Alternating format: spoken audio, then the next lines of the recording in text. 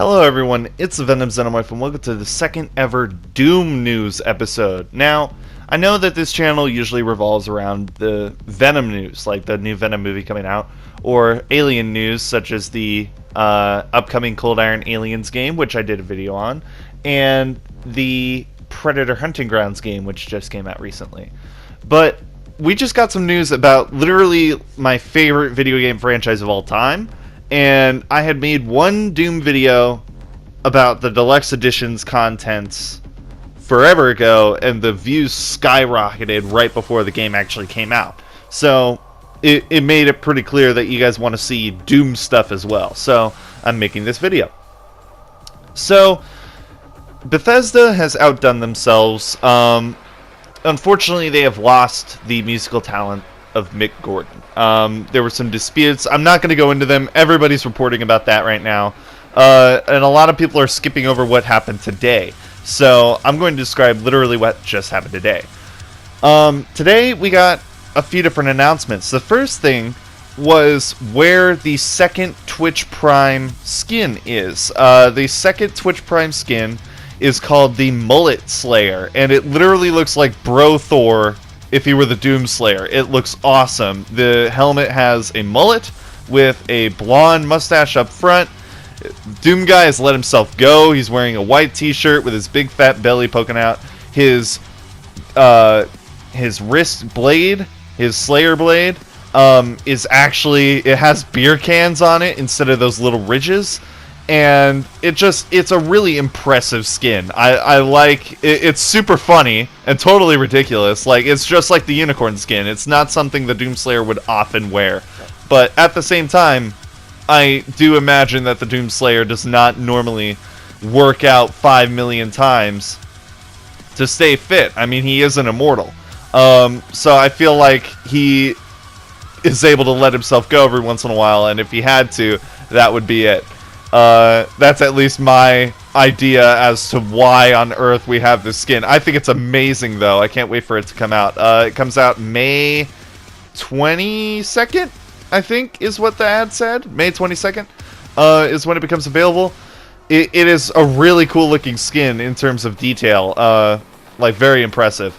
Now, the second bit of news is a lot more specific. So, Doom Eternal has announced that they were working on DLC Part 1 of Doom Eternal before, like, they started working on it before the game even released. So they were finishing the final few glitches and bugs, which only takes a small team in development terms, before the game would launch, while they had a separate team working on the story and visuals of DLC Part 1.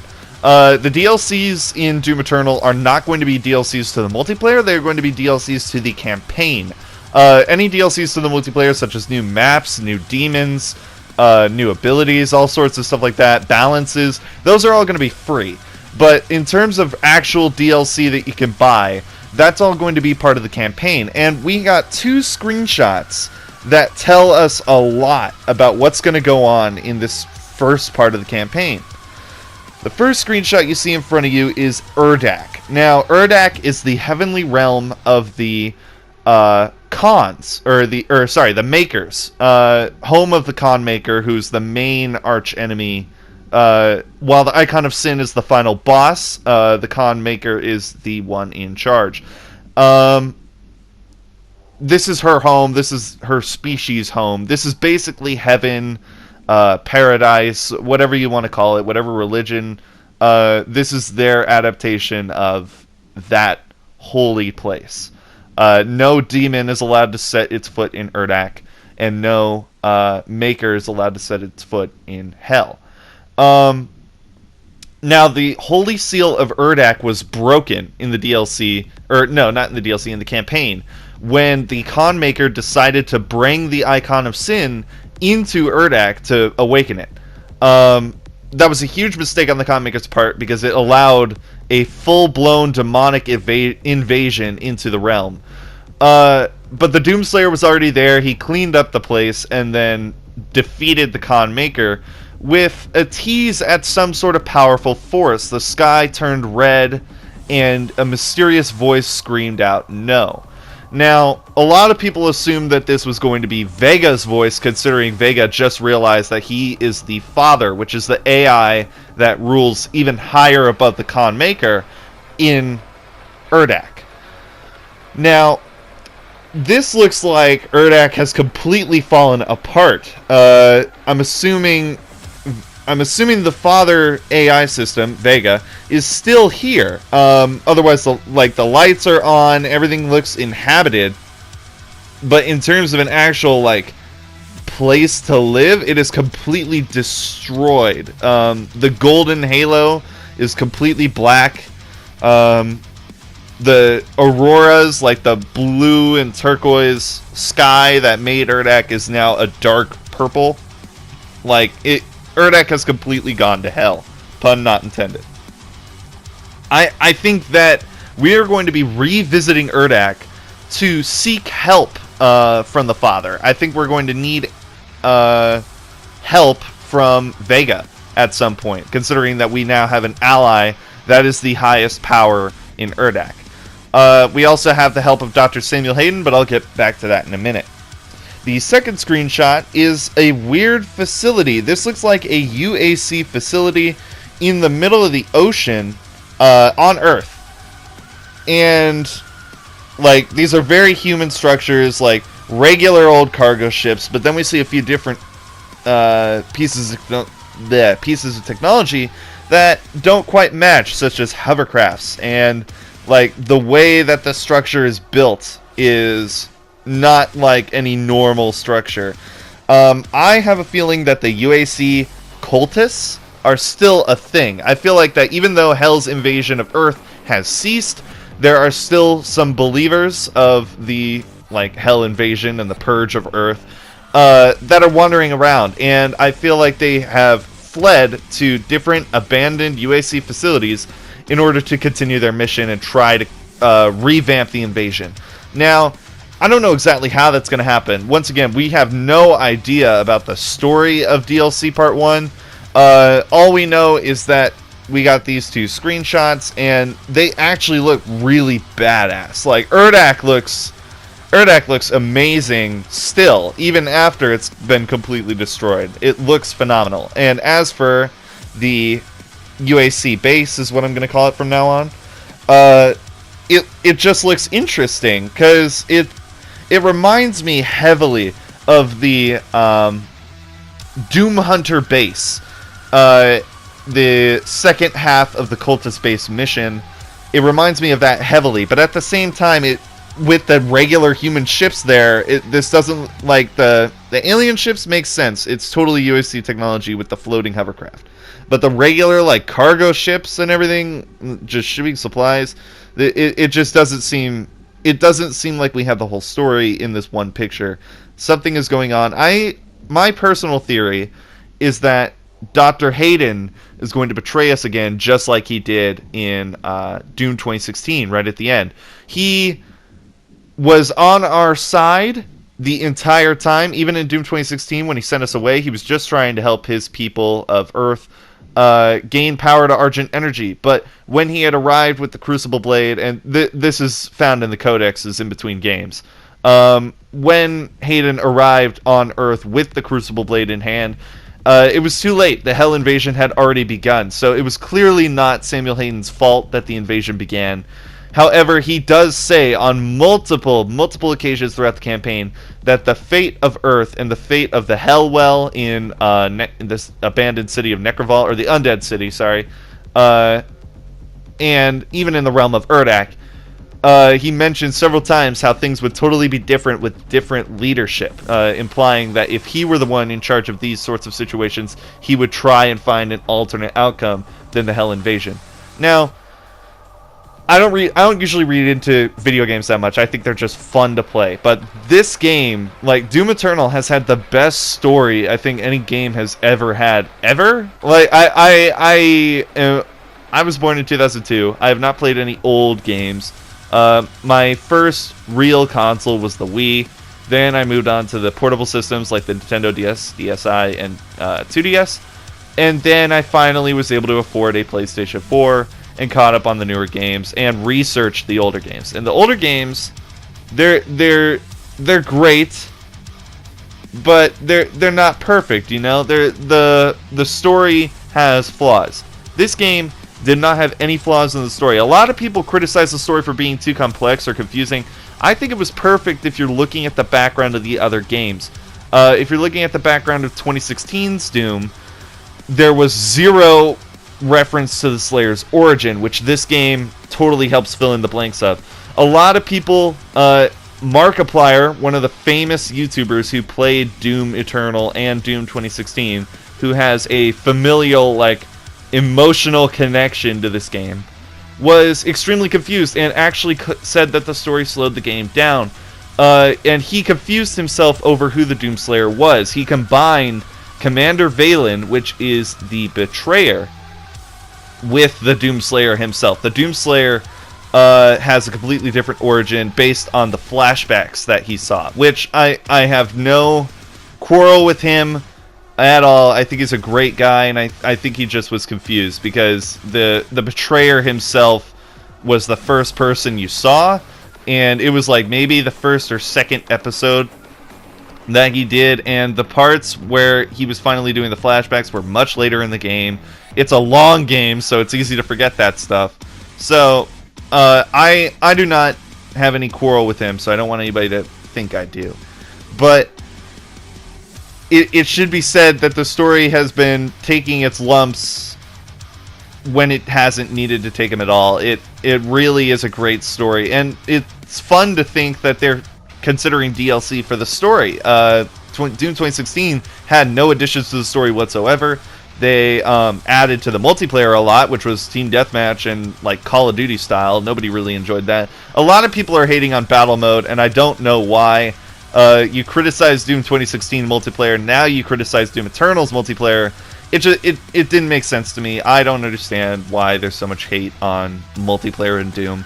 But besides that fact, I just want to say, for the last thing, that if I'm putting together the story correctly, Samuel Hayden is Samur Maker, which is the Seraphim, which is why when you walk through the door in Urdak to interrupt the procession of resurrecting the Icon of Sin, you were called the Seraphim, because his heavenly ability and power was infused into the Doomslayer, which is why he has been reduced from a Maker, which is an immortal, almost angel-like character, right? It's why he's been reduced from a Maker to a cyborg. Like, that's the only explanation. It is also in the codexes that mentions that Samur Maker, or the Seraphim, stole the Father AI from Urdak. And if the Father AI is Vega and Samuel Hayden has Vega, then obviously, it's too obvious. Even the credits said that the same guy voice acted Samur Maker and Samuel Hayden. It's pretty obvious that Samuel Hayden is more than just a robot that's a pain in your butt. I feel like he's going to play a way bigger role. And I also feel like there's going to be a point in this story where the Doomslayer loses his immortality. I feel like this is similar to Disney's Hercules. Like, it's a really trash reference to compare Doom Eternal to Hercules. But I feel like it is a fair comparison. Hercules lost his powers and had to fight Hades basically on his own until that deal was broken, right? Now, look at it this way. Look at it, Samur Maker and the Doomslayer. If the Doomslayer lost his immortality and was back to just a man, his strength is still the same. It was made clear in the codexes and in the original game of Doom in 1993. The power of the Doomslayer was way beyond any mortal man before he was even immortal. He was just a pure ultimate form of badass. And Samur Maker just provided him a tool to help him stay alive and just be able to continue using it as a holy crusade. Samur Maker definitely has the ability to give the Slayer immortal life. He definitely has the power to take it away, especially with Urdak compromised. That's my theory. I feel like Samir Maker is going to be the ultimate threat. We are not done with him yet. I know we are not done with him yet. He is not just going to chill in our ship forever.